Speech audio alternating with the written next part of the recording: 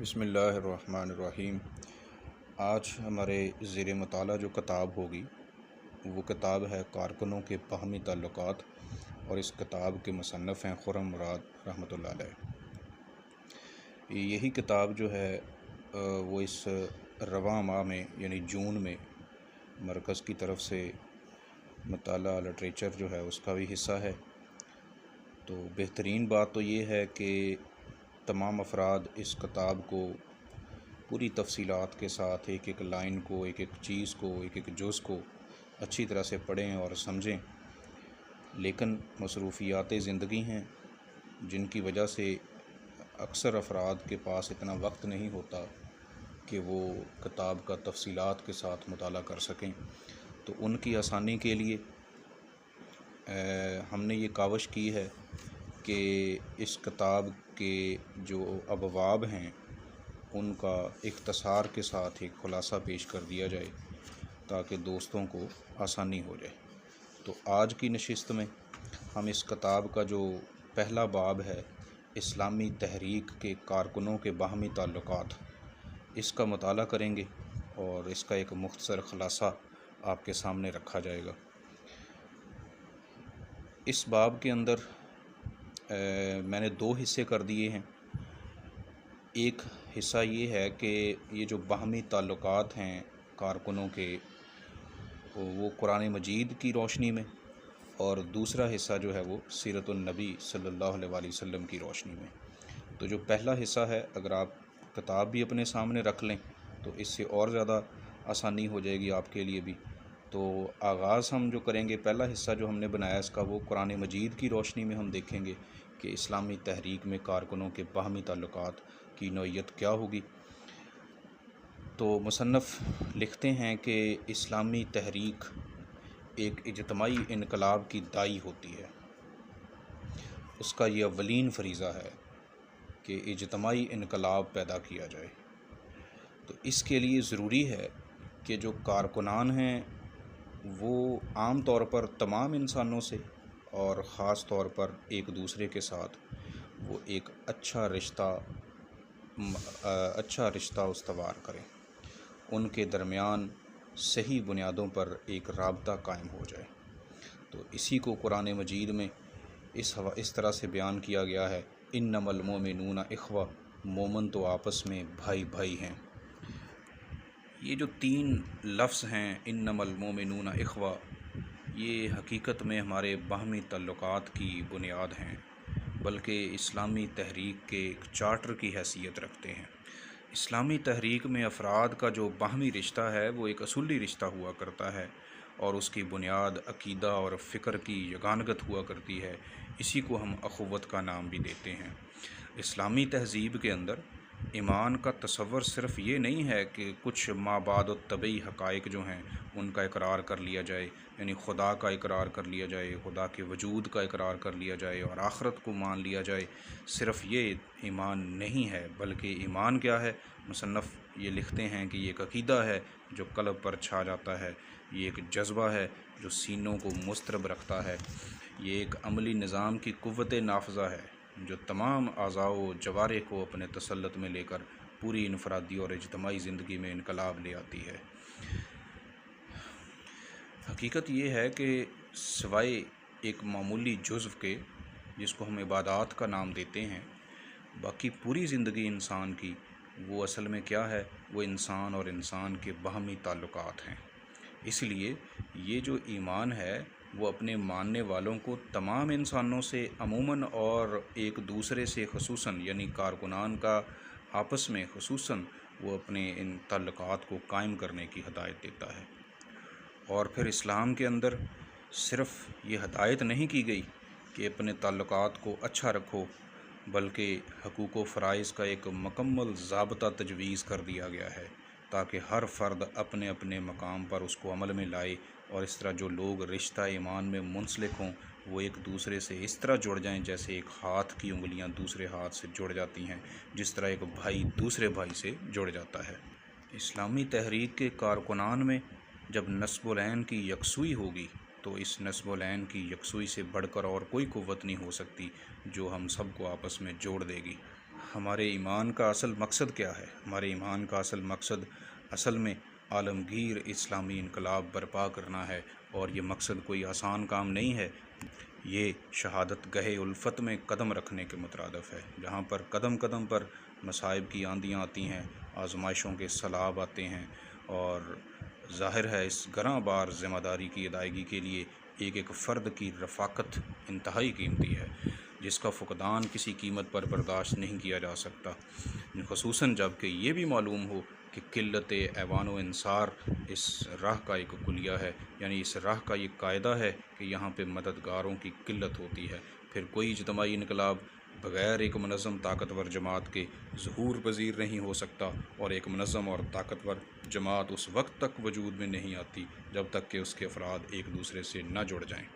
اللہ تعالیٰ نے سورہ آل عمران میں ایک نزائیدہ اسلامی ریاست کو چلانے والوں کو اسی ربط کی ایک ہدایت کی ہے کہ فرمایا، اے ایمان والو، صبر سے کام لو، باطل پرستوں کے مقابلہ میں پامردی دکھاؤ، حق کی خدمت کے لیے کمر بستہ رہو، اور اللہ سے ڈرتے رہو، امید ہے کہ فلاح پاؤ گے۔ اسی طرح سے سورہ انفال کے اندر اسلامی انقلاب کی تکمیل کے لیے بھی مسلمانوں کو باہمی تعلقات قائم رکھنے کی تجویز دی گئی، ان کو ہدایت دی گئی۔ فرمایا، جن لوگوں نے ایمان قبول کیا اور ہجرت کی اور اللہ کی راہ میں اپنی جانیں لڑائیں اور اپنے مال کھپائے، اور جن لوگوں نے ہجرت کرنے والوں کو جگہ دی اور ان کی مدد کی، وہی دراصل ایک دوسرے کے ولی ہیں۔ اور پھر اسی طرح سے کفار کی تنظیم اشتراک کو چیلنج کیا گیا، ان کی وحدت کو چیلنج کرنے کے لیے بھی مسلمانوں کو یہ ہدایت دی گئی کہ وہ اپنے اس رشتہ ولایت کو بہترین طریقے سے پیدا کریں، وہ اپنے اس رشتہ اخوت کو مضبوط کریں۔ فرمایا، اور جو لوگ منکر حق ہیں وہ ایک دوسرے کی حمایت کرتے ہیں، اگر تم ایک دوسرے کی حمایت نہ کرو گے تو زمین میں بڑا فتنہ اور بڑا فساد برپا ہو جائے گا۔ مطلب یہ ہوا کہ اگر تم ایک نہ ہوئے، تم نے اپنے اندر اتحاد پیدا نہ کیا، اپنے اندر اخوت پیدا نہ کی، تو تم کبھی بھی کفار کا مقابلہ نہیں کر سکتے، کیونکہ کفار جو ہیں وہ ایک دوسرے کے ساتھ بہت زیادہ تعاون کرتے ہیں۔ اور اسی پس منظر میں یعنی مخالفین کی تدابیر کا مقابلہ کرنے کے حوالے سے اللہ تعالیٰ نے نبی صلی اللہ علیہ وآلہ وسلم کو بھی یہی ہدایت کی تھی۔ فرمایا، وہی تو ہے جس نے اپنی مدد سے اور مومنوں کے ذریعے تمہاری تائید کی اور مومنوں کے دل ایک دوسرے کے ساتھ جوڑ دیے۔ اسلامی انقلاب کے دائیوں کا یہ باہمی تعلق اخوت کا تعلق ہے، ولایت کا تعلق ہے، رحمت کا تعلق ہے، محبت کا تعلق ہے۔ اخوت کا لفظ بڑا ہماگیر ہے، یہ اپنے دامن میں سب کچھ سمیٹ لیتا ہے۔ اس کا اصل میں معنی ہے کہ ایسے جڑ جانا جس طرح سے دو بھائی جڑے ہوتے ہیں۔ جسے اسلامی انقلاب سے جتنی گہری لگن ہوگی وہ اتنا ہی گہرا تعلق اپنے ساتھی سے قائم کرے گا، جتنا زیادہ یہ مقصد عزیز ہوگا اسے، اتنا ہی یہ تعلق بھی عزیز ہوگا، کیونکہ یہ تعلق خالصتاً للہ فی اللہ ہوتا ہے، یعنی صرف اللہ کے لیے ہوتا ہے اور صرف اللہ کی راہ میں ہوتا ہے۔ جو شخص اسلامی انقلاب کا سرگرم دائی تو ہو لیکن اس کے تعلقات اپنے ساتھیوں سے اجنبیوں کی طرح کے ہوں، تو وہ کس طرح اسے غور کرنا چاہیے کہ وہ کس راہ پر جا رہا ہے۔ اور اگر اسے اپنے ان ساتھیوں سے تعلق کی بس اتنی ہی قدر ہو جتنی اس گرد کی جو آدمی اپنے اوپر سے جھاڑ دیتا ہے، تو پھر اسے سوچنا چاہیے کہ اس کے دل میں خود اس مقصد کی کتنی قدر ہے۔ یہاں تک جو میں نے گفتگو کی ہے، یہ اس پہلے باب کا جو پہلا حصہ جس کا ہم نے تعین کیا تھا کہ کارکنان کے باہمی تعلقات قرآن مجید کی روشنی میں، یہ اس کا خلاصہ یہاں پر مکمل ہوتا ہے۔ اس کے بعد جو اگلی گفتگو ہے وہ کارکنان کے باہمی تعلقات سیرت النبی صلی اللہ علیہ وآلہ وسلم کی روشنی میں۔ اخوت کے اسی تعلق کو نبی صلی اللہ علیہ وآلہ وسلم نے بھی اپنی زبان مبارک سے الحب للہ کی پاکیزہ جامع اور قلب کو مسخر کر دینے والی اصطلاح کو استعمال کیا ہے۔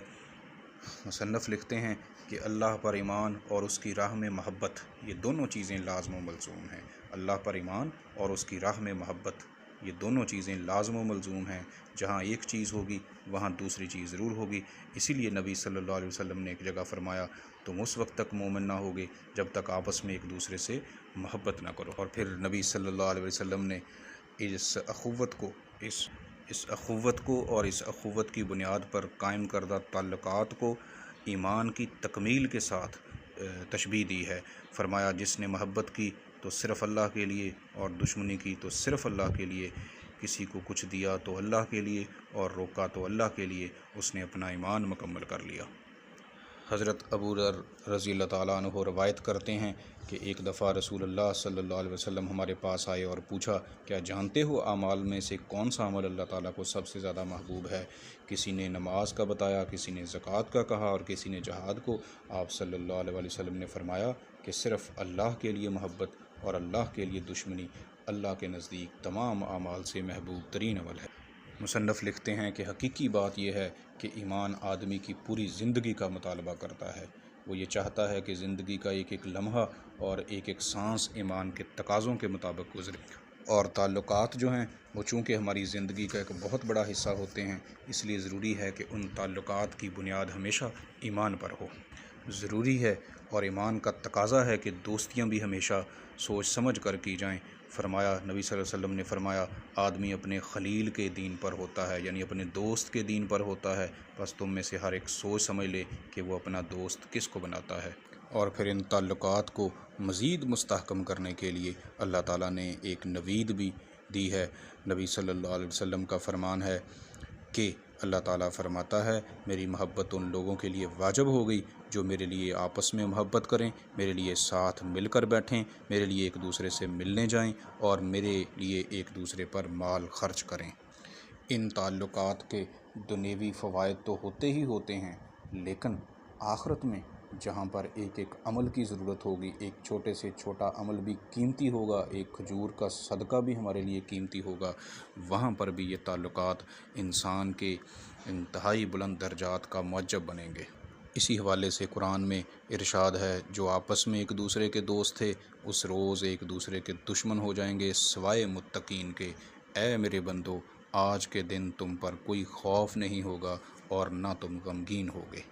اور یہ بھی تعلیمات ہیں کہ آدمی کا انجام بھی اسی کے ساتھ ہوگا جس کے ساتھ وہ محبت کرتا ہوگا، جس کے ساتھ اس کے دنیا میں تعلقات ہوں گے۔ یہاں تک کہ خدا کے لیے محبت کرنے والوں میں اگر ایک مشرق میں رہتا ہوگا اور دوسرا مغرب میں رہتا ہوگا تو خداوند تعالیٰ ان کو قیامت کے دن جمع کر کے کہے گا، وہ شخص یہ ہے جس سے تو محبت رکھتا ہے۔ ایک اور جگہ نبی صلی اللہ علیہ وسلم نے فرمایا کہ اللہ تعالیٰ قیامت کے دن میں یہ کہے گا، کہاں ہیں وہ جو میری عظمت کی خاطر آپس میں محبت کرتے تھے؟ آج کے دن انہیں اپنے سائے میں جگہ دوں گا، آج کے دن سوائے میرے سائے کے کوئی سایہ نہیں ہے۔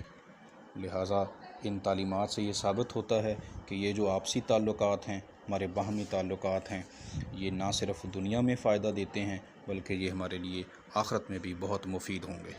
اسلامی تحریک میں کارکنوں کے باہمی تعلقات کی اہمیت کا اندازہ اس بات سے بھی لگایا جا سکتا ہے کہ ان قطع تعلق کے بارے میں، یعنی قطع تعلقی کے بارے میں بڑی سخت تنبیہات آئی ہیں، باہم صلح کرنے اور کرانے کے لیے بڑے وعدے آئے ہیں، اور تعلقات کو خراب کرنے والوں کے بارے میں بھی جو کچھ کہا گیا ہے اس کے حوالے سے دیکھا جائے تو اس سے بھی اس اہم بات کی اہمیت واضح ہو جاتی ہے کہ کارکنان کے باہمی تعلقات ہمیشہ مثبت اور مضبوط ہونے چاہئیں۔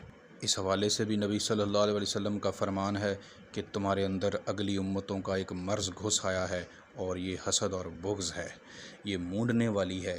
میں یہ نہیں کہتا کہ سر کا بال مونڈنے والی ہے بلکہ دین کو مونڈنے والی ہے۔ یعنی یہ جو حسد ہوگا آپس کا یا کارکنان کا یا عام انسانوں کا انسانوں کے ساتھ جو بغض ہے، وہ اصل میں دین کو مونڈنے والی چیز ہے، دین کو ختم کرنے والی چیز ہے۔ اسلامی تحریک کے کارکنوں کا یہ باہمی محبت، الفت اور پیار کا وہ تعلق ہے جسے اللہ تعالیٰ نے اپنے عظیم ترین انعامات میں شمار کیا ہے، اور جس اسلامی جماعت کو یہ نعمت مل جائے اس پر خدا کا بڑا فضل ہے۔ قرآن مجید میں اللہ تعالیٰ نے فرمایا، اور اللہ کی اس نعمت کو یاد کرو کہ جب تم آپس میں دشمن تھے تو اس نے تمہارے دلوں کو جوڑ دیا اور تم اس کی مہربانی سے بھائی بھائی بن گئے۔ اور پھر سورہ انفال میں نبی کریم صلی اللہ علیہ وسلم کو مخاطب کرتے ہوئے کہا گیا کہ روئے زمین کی ساری دولت خرچ کرنے کے بعد بھی یہ آپ کے بس کی بات نہ تھی کہ آپ مسلمانوں کے دلوں کو اس طرح الفت و محبت کے رشتے میں جوڑ دیتے۔ فرمایا، اگر تم زمین میں موجود سب کچھ بھی خرچ کر دیتے تو ان کے دلوں میں محبت نہیں ڈال سکتے تھے، لیکن اللہ نے ان کے درمیان محبت ڈال دی۔ یہاں پہ اس کتاب کے پہلے باب کا خلاصہ مکمل ہوا۔ باب کا عنوان تھا اسلامی تحریکوں میں کارکنوں کے باہمی تعلقات۔ اس کے اندر ہم نے یہ دیکھا ہے کہ کارکنوں کے